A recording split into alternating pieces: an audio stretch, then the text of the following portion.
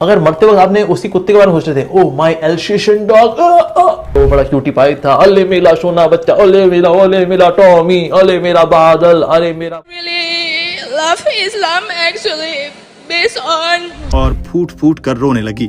اس لڑکی نے کہا میں مسلمانوں کو پسند نہیں کرتی کیونکہ قرآن میں کہیں نہیں لکھا کہ کتے پالنا. السلام علیکم ورحمۃ اللہ وبرکاتہ. ناظرین, حیات الصحابہ چینل میں آپ کو خوش آمدید. ناظرین, آج کی ویڈیو بہت ہی زبردست ہونے والی ہے. آپ سے گزارش ہے کہ ویڈیو کو آخر تک دیکھیے گا. چلیے آج کی ویڈیو کو شروع کرتے ہیں. کہتا ہے کہ نا آپ مرتے وقت آپ نے کیا سوچا, اگر مرتے وقت آپ نے اسی کتے کے بارے میں سوچ رہے تھے, او مائی ایلشیشن ڈاگ, تو اگلا جنم آپ کو پھر ایلشیشن ڈاگ کا ہی ہوگا, کیونکہ یم یم واپی سمرن بھاون تجت نتیہ کلیورم تم تمہیں ویتی کونتیا سدا سد بھاو بھاوتا. بھگوان شری کرشن بتا رہے ہیں بھگوت گیتا کے اندر 8ویں ادھیائے کے اندر کہ جس جس بھاو میں کوئی ویکتی اپنا شریر چھوڑتا ہے پھر وہ اسی بھاو کو پراپت کرتا ہے اگلے جنم کے اندر. سو یہ تب ہوگا. اور ساتھ ہی کہنا, جب ہم کتے کو کہیں نہ کہیں پالتے ہیں, کہیں نہ کہیں نا ہم کتے کے ساتھ ناانصافی کرتے ہیں, کیونکہ اس کے لیے کیا ابھی گھر ہی ہو گیا, بس یہ ایک ڈرائنگ روم یا بیڈ روم, کچھ کمرے ہو گئے, یہیں پہ وہ گھوم لیتا ہے. وہ اس کے لیے ایکچولی باہر کا سماج ہے, اس کے لیے اور باقی کتے بھی ہیں, اور باقی کتیاں بھی ہیں, کچھ پلے بھی ہیں, اس کا گھر پریوار, اس کو ایک اس گلی میں اپنا پریوار کھولنا تھا, اس پریوار اس کا اگلی گلی میں اس کی پشتیں چلنی تھیں, پر آپ نے کیا کیا, ساری پشتیں اسی ختم کر دیں. کیوں؟ آپ کو بڑا پیارا لگتا تھا, اس کے بڑے بھاؤ تھے, وہ بڑا کیوٹی پائی تھا, الے میرا سونا بچہ, الے میرا ٹامی, الے میرا بادل, ارے میرا موتی. سر آپ نے تو لاڑ پیار کر لیا اس کے ساتھ, کیونکہ آپ باہر کسی سے سوشلائز کر نہیں پائے تو آپ نے کتے سے سوشلائز کر لیا. جی, تو آپ نے اپنی سوشل نیڈ کو پورا کر لیا. نہیں, کہیں نہ کہیں کتے کے پرتی لیکن ہنسا ہو گئی, بیکاز کتے کے لیے تو وہ کتوں کا سماج تھا ایکچولی. مطلب یہاں کتا ہے not a negative term, don't take it in that way, پر actually for a species dog there are other dogs to socialise, پر ہم نے نا ان کو ان کے سماج سے الگ کر دیا. Just imagine there is another species on this planet جو کہ نا ہم کو پالتی ہو, جن کو نا انسانوں کو پالنا بڑا اچھا لگتا ہے, اور آپ کو پکڑ کر وہ گھر میں رکھ لے, آپ کے گلے پٹا باندھ کے رکھے, آپ کو کوچی کوچی کرتی رہے, اور آپ کو بیچ میں کچھ کھانا بھی دے دے, بیچ میں آپ کو نیگلیکٹ بھی کر دے. لیکن آپ باہر کسی سے اپنے ماتا پتا سے, کوئی آپ کے بیوی بچے دس دیٹ, وہ سب سے چھڑوا دے, کیونکہ آپ بڑے پیارے کیوٹ دکھتے ہیں. یہ منشیہ کتنے کیوٹ دکھتے ہیں نا, and there is another species سے منشیہ پلس, اور وہ منشیہ کو جو ہے کیوٹی کیوٹی کرتے رہتی ہے. Would you be happy? تو اس لیے جانور جو ہم گھر میں پالتے ہیں, ایکچولی بھلے ہی آپ اپنے اندر کی وہ پیمپرنگ کی اچھا کو پورا کرنے کے لیے ہم نے ایک آبجیکٹ لیا ہوا ہے, چاہے وہ بلی کے روپ میں ہو یا کتے کے روپ میں, بٹ کہیں نہ کہیں ہم ان کے ساتھ ناانصافی کر دیتے ہیں, کیونکہ ہم ان کو ان کے سماج سے الگ کر دیتے ہیں for my own mental sense gratification. تو اس لیے کتے سے پریم مت کریے, بھگوان سے پریم کریے. I really love Islam actually based on. Doctor Zakir Naik سے ایک لڑکی نے یہی سوال کیا تھا. ناظرین, سوال تو بہت چھوٹا سا ہے, مگر اس سے پہلے آپ کو اس لڑکی کی اسلام سے محبت سے متعلق اس کے اپنے ہی الفاظ میں سناتے ہیں. وہ لڑکی جب ڈاکٹر ذاکر نائک سے مخاطب ہوئی تو سوال شروع کرتے ہی آپ دیدہ ہو گئی اور پھوٹ پھوٹ کر رونے لگی. اس لڑکی نے کہا وہ اسلام سے بہت محبت کرتی ہے کیونکہ میں نے اسلام سے متعلق بہت سنا ہے, مگر میں مسلمانوں کو پسند نہیں کرتی کیونکہ میں کتے پالتی ہوں, اور لوگ مجھے کہتے ہیں تم مسلمان نہیں ہو کیونکہ تم کتے پالتی ہو. ان کو یہ حق کس نے دیا کہ وہ مجھ پر تنقید کریں, کیونکہ قرآن میں کہیں نہیں لکھا کہ کتے پالنا حرام ہے. ناظرین, یہ رقت آمیز گفتگو آپ بھی سنیے. Okay, my question is,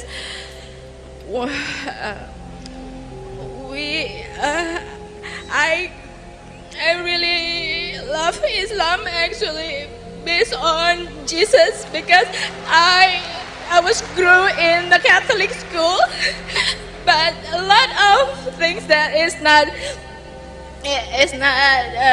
make sense to me. That's why I look for Islam, and I love Islam. ناظرین, اس لڑکی کی باتوں سے لگ رہا تھا کہ جیسے وہ مسلمان ہے اور کبھی لگتا ہے کہ وہ عیسائی ہے.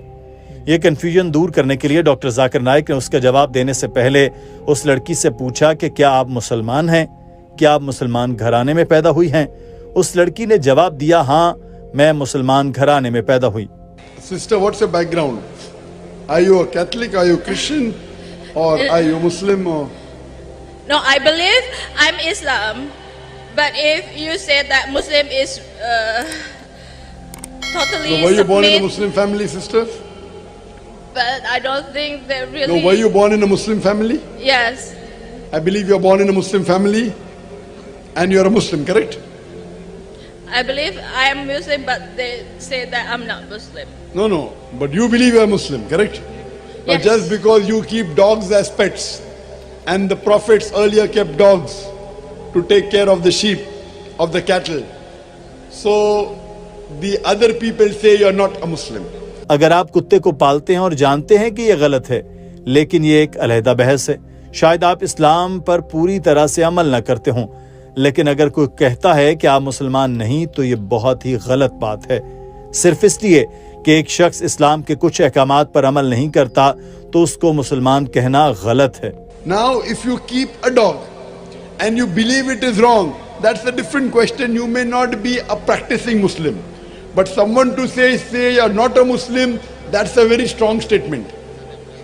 Just because one person doesn't follow some portion of the Quran or some portion of the Hadith. Doctor Zakir Naik نے کہا کہ اگر آپ یقین رکھتے ہیں کہ اللہ ایک ہے، حضرت محمد صلی اللہ علیہ وآلہ وسلم اللہ کے آخری پیغمبر ہیں، آپ کو غیر مسلم نہیں کہا جا سکتا۔ اگر آپ یقین رکھتے ہیں جو بھی حضرت محمد صلی اللہ علیہ وآلہ وسلم نے ہمیں سکھایا ہے، کوئی آپ کو غیر مسلم نہیں کہہ سکتا۔ کتے کو آپ گھر کی حفاظت، مویشیوں کی حفاظت کے لیے رکھ سکتے ہیں، مگر اسلام میں کتے کو گھر میں پالتو جانور کے لیے رکھنا حرام ہے۔ حضرت محمد صلی اللہ علیہ وآلہ وسلم نے فرمایا کہ اگر کتا کسی چیز کو چھو لے تو اس کو زمین سے 3 مرتبہ صاف کرنا چاہیے، اور آج سائنس بھی یہی کہتی ہے۔ اگر آپ اس چیز کو دھو لیں جس میں کتے نے منہ ڈالا ہے یا اپنا لعاب چھوڑا ہے تو اس سے کئی مرتبہ دھونے سے بھی جراثیم اس میں رہ جاتے ہیں۔ صرف مٹی سے صاف کرنے پر ہی وہ جراثیم ختم ہو سکتے ہیں۔ As long as you believe there is one God and you believe Prophet Muhammad is the messenger of God, as long as you don't do kufr, you cannot be called a non-Muslim, sister. As long as you agree, you have to agree what is mentioned by the Prophet, that keeping dog is prohibited. Doctor Zakir Naik نے کہا کہ سوچیں اگر ایک کتا آپ کے گھر میں آتا ہے اور وہ ہر جگہ چاٹتا ہے، آپ کو چاٹتا ہے تو یہ قدرتی طور پر برا لگتا ہے۔ So imagine a dog comes into your house and he licks everywhere, he licks you and you are praying in that house. So but natural, it is filthy, sister. Doctor Zakir Naik نے پھر اس سوال کا جواب دیتے ہوئے کہا کہ اسلام میں کتے کو گھر میں پالتو جانور کے غرض سے رکھنا حرام ہے، لیکن کتے کو شکار کے لیے یا گھر کی حفاظت کے لیے رکھنا حرام نہیں۔ پیغمبر بھی کتے پالتے تھے، لیکن وہ بھیڑ بکریوں کو چرانے کے لیے اور ان کی حفاظت کے لیے ہوتے تھے، اور اسلام میں اس چیز کی پوری اجازت ہے۔ Sister, in Islam, keeping dog is prohibited in your house as a pet. But keeping a dog for hunting is no problem. As a guarding your house, no problem. So what the prophets used to take dogs was to keep the flock of the cattle together, that is permitted. So if you use dog for hunting, it's allowed. To take care of the cattle, it's allowed. To keep a dog to guard your house outside is allowed. But in the house as pet, it is not prohibited. It is prohibited, sister. Doctor Zakir Naik نے اس حکم کی وجہ بیان کرتے ہوئے کہا کہ یہ اس لیے حرام ہے کیونکہ کتے کی تھوک ناپاک ہوتی ہے، اور آج سائنس بھی بتاتی ہے کہ کتے کی تھوک میں بہت سی بیماریاں ہوتی ہیں، اور ان میں سے ایک ہائیڈروفوبیا ہے، یعنی پانی سے ڈر۔ تو اسلام کے لحاظ سے کتے کو پالتو جانور کے طور پر رکھنا حرام ہے۔ ناظرین، امید ہے آپ کو ویڈیو پسند آئی ہوگی۔ اگر ویڈیو پسند آئی ہو تو ویڈیو کو لائک اور شیئر ضرور کر دیجیے گا، اور ہمارے چینل کو سبسکرائب کر دیجیے گا اور بیل آئیکن کو پریس کر لیجیے گا تاکہ ہر نئے آنے والی ویڈیو آپ کو بر وقت مل سکے۔